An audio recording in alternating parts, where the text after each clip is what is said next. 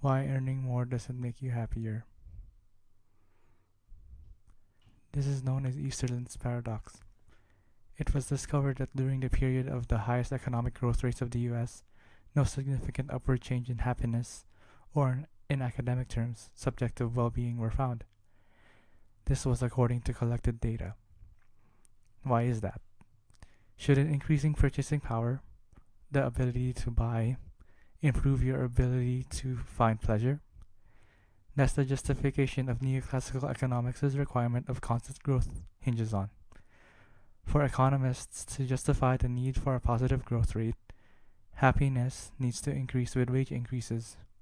But because of this paradox, the justification is only socioeconomically justified. There are at least two reasons for this paradox. Reason 1. Neoclassical economics is wrong.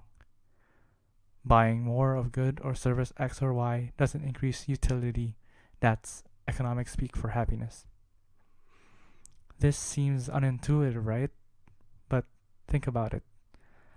Buying two pianos instead of just one just because you can afford it doesn't make you happier. There are some goods where increasing your consumption of it may improve your happiness.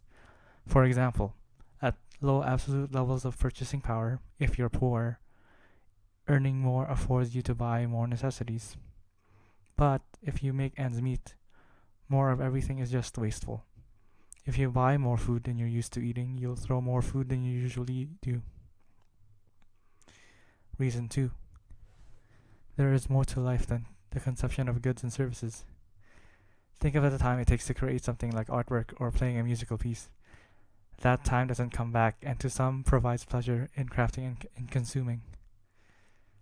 There's an increase in utility by using up time in a non-economically maximizing way. That is, utility shouldn't be measured with money constraints, but time constraints. Seeking money shouldn't be the end. It should just be a means to a more elusive end. That is, enjoyment, happiness, utility, subjective well-being, whatever term you like. Now, it's possible that you think that purchasing power does increase utility because if I have more money, I can have a superior lifestyle. But what does that lifestyle entail? What kind of money and what kind of sacrifice will that entail? Isn't being a celebrity sacrificing of your time and privacy? In the end, time is the motivation.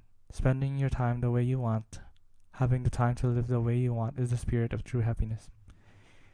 Even though there's the saying that time equals money, money does not necessarily equal time. The side of the equation matters. You can't buy more life with money, at least not yet. Time equals money is just referring to time spent laboring is equal to some economic endowment. Because of these reasons, the growth of the economy doesn't seem to have such a local importance at all in your life. The growth of wages doesn't seem to improve happiness meaningfully at all. It just seems to stave off this utility.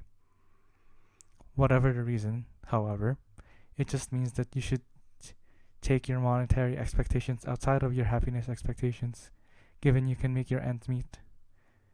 You should prioritize spending your life with your passions instead of endlessly seeking a means to them, money.